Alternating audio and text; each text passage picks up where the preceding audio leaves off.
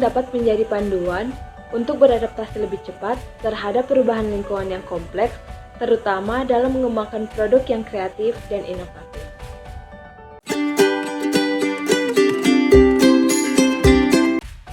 Sejarah Scrum. Scrum merupakan bagian dari Agile Process Framework dalam pekerjaan yang kompleks. Awalnya dipakai oleh software developer untuk memenuhi permintaan konsumen yang berubah-ubah, yang cara kerjanya berdasar pada prinsip Agile Manifesto.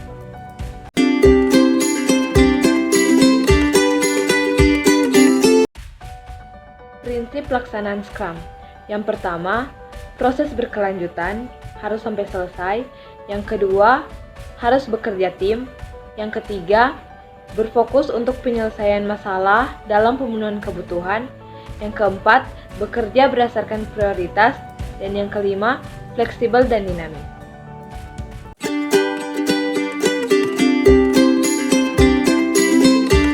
Ini saya akan menjelaskan tentang postur Scrum.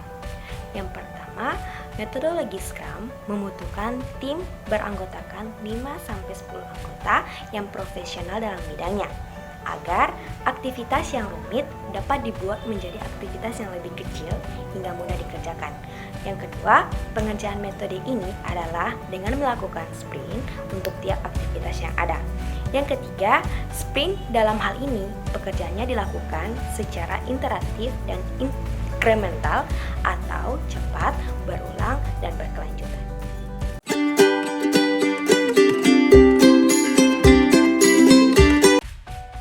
Sekarang saya akan menjelaskan tentang kerangka Scrum.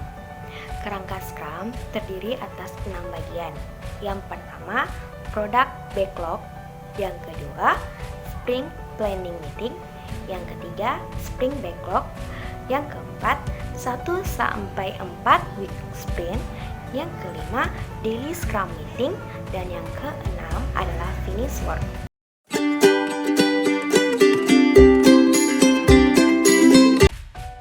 Beberapa manfaat yang akan kita dapatkan saat menggunakan metode Scrum.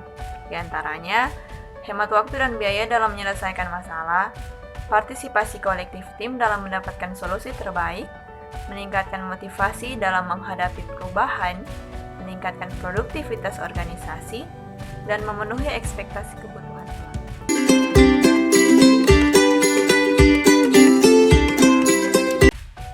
Sekarang kita masuk ke dalam implementasi proses dari metode Scrum. Ada 7 tahapan implementasi. Yang pertama, pembentukan tim Scrum. Yang kedua, tetapkan durasi sprint.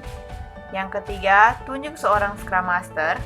Yang keempat, tunjuk seorang Project Owner. Yang kelima, rancang produk backlog. Yang keenam, mulai dan akhiri sprint tahap pertama. Dan yang terakhir, akhiri dan mulai sprint tahap berikutnya hingga proses yang ada.